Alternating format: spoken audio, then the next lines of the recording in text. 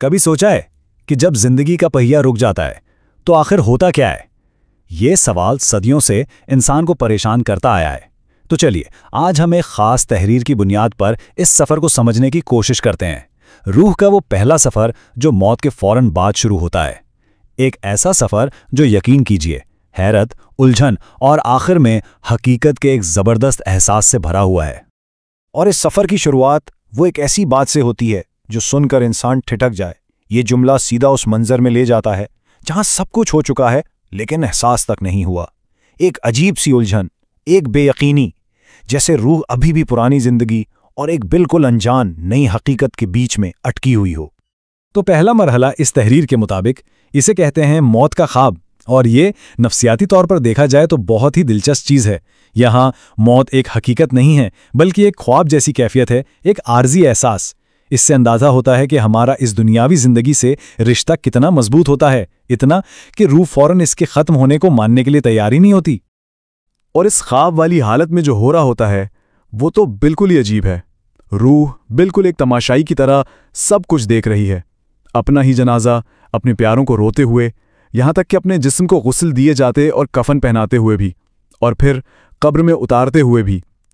لیکن یہ سب دیکھتے ہوئے بھی اندر ہی اندر ایک آواز آتی رہتی ہے کہ نہیں، یہ سچ نہیں ہو سکتا، یہ بس ایک برا خواب ہے، ابھی آنکھ کھلے گی اور سب ٹھیک ہو جائے گا۔ لیکن ہر خواب کو ٹوٹنا ہوتا ہے نا؟ اور یہ خواب اس وقت ٹوٹنا شروع ہوتا ہے جب روح قبر کے گھوپ اندھیرے میں آنکھ کھولتی ہے۔ یہاں سے سفر کا دوسرا اور شاید پہلے سے کہیں زیادہ پریشان کرنے والا مرحلہ شروع ہوتا ہے۔ یہ وہ پوائنٹ ہے جہاں حقیقت کا پہلا زبردست چھٹکا لگتا ہے۔ سوچئے جب سب لوگ، سارے دنیاوی رشتے قبرستان سے واپس چلے جاتے ہیں اور وہاں مکمل تنہائی چھا جاتی ہے، اس وقت اس تحریر کے مطابق اللہ اس کی روح کو جسم میں واپس لوٹا دیتا ہے۔ اور یہ جو بیداری کا لمحہ ہے نا، یہ سکون نہیں لاتا بلکہ اپنے ساتھ سوالوں کی ایک پوری بوچھاڑ لے کر آتا ہے۔ اور بیدار ہونے کے بعد جو پہلا سوال ذہن میں آتا ہے وہ حیران کن حد تک عام سا ہے، میری قمیض کہاں ہے؟ ذرا اس سوال پر غور کیجئے۔ یہ بتاتا ہے کہ روح ابھی بھی اپنی پچھلی زندگی سے، اپنی شناخت سے، اپنی چیزوں سے جڑی ہوئی ہے۔ اسے اس نئی حالت کا بالکل بھی اندازہ نہیں ہے۔ لیکن جب قمیض کا کوئی جواب نہیں ملتا تو اگلا سوال اور گہرا ہو جاتا ہے، میں کہاں ہوں؟ اب دیکھیے، الجھن ایک چھوٹی سی چیز سے نکل کر پورے وجود کی بے چینی میں بدل رہی ہے۔ آس پاس کا ماحول سب کچھ اجنبی ہے اور آہستہ آہستہ گھبراہٹ دل میں گھر کرنے لگتی ہے۔ اور پھر وہ آخری سوال آتا ہے جو ڈر کو یقین میں بدل دیتا ہے۔ ہر طرف اتنا اندھیرا کیوں ہے؟ یہ صرف روشنی نہ ہونے کی بات نہیں ہے، یہ پوری دنیا کے نہ ہونے کا احساس ہے۔ اور بس یہی وہ لمحہ ہے جب خواب کا پردہ پھٹنا شروع ہو جاتا ہے۔ تو یہ سارے سوال، یہ بڑھتی ہوئی گھبراہٹ، یہ گھنا اندھیرا، یہ سب ایک ہی طرف اشارہ کر رہے ہیں۔ اس منزل کو یہ تحریر کہتی ہے خوفناک حقیقت کا ادراک، وہ لمحہ جب شک کی کوئی گنجائش نہیں بچتی۔ اور تب وہ دیوار گر جاتی ہے، خواب اور حقیقت کے بیچ کی دیوار۔ روح کو پوری طاقت سے، پوری شدت سے احساس ہوتا ہے کہ جو کچھ اس نے دیکھا تھا، وہ جنازہ، وہ تدفین، وہ رونا دھونا، وہ سب ایک برا خواب نہیں تھا، وہ سچ مچ مر چکا ہے۔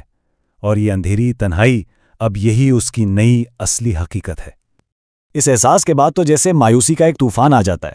روح جتنی زور سے ہو سکتا ہے چیختی ہے، اپنے پیاروں کو آوازیں دیتی ہے، مدد کے لیے پکارتی ہے، ان رشتوں کو جن پر دنیا میں بڑا مان ہوتا تھا۔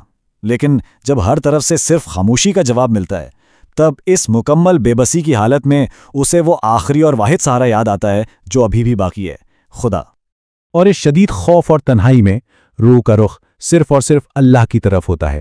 یہ پکار اس کی آخری التجا بن جاتی ہے، معافی کی درخواست اور رحمت کی واحد امید۔ یہ التجا سنی جاتی ہے اور اس کے جواب میں اب پہلا فیصلہ سامنے آنے والا ہے۔ روح اب اکیلی نہیں ہے کیونکہ اب وہاں دو فرشتوں کی آمد ہوتی ہے اور یہ ملاقات ہی طے کرے گی کہ آگے کا سفر کیسا ہوگا۔ یہاں آ کر سفر دو بالکل الگ راستوں پر نکل پڑتا ہے اور اس کا دار و مدار، اس کا انحصار مکمل طور پر دنیاوی اعمال پر ہے۔ اگر روح نیک ہے تو فرشتے مسکراتے چہروں کے ساتھ آتے ہیں، تسلی اور سکون لے کر۔ لیکن اگر زندگی برائی میں گزری ہے تو وہی فرشتے خوف اور عذاب کی نشانی بن جاتے ہیں، گویا کہ اس کی زندگی کے اعمال اب اس کے سامنے آ کھڑے ہوئے ہیں۔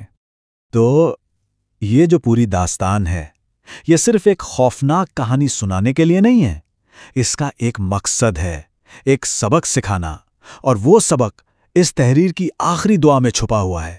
یہ دعا اس پورے تجربے کا نچوڑ ہے، اس کی اصل حکمت ہے۔ اس تحریر کا اختتام اس خوبصورت اور جامعہ دعا پر ہوتا ہے۔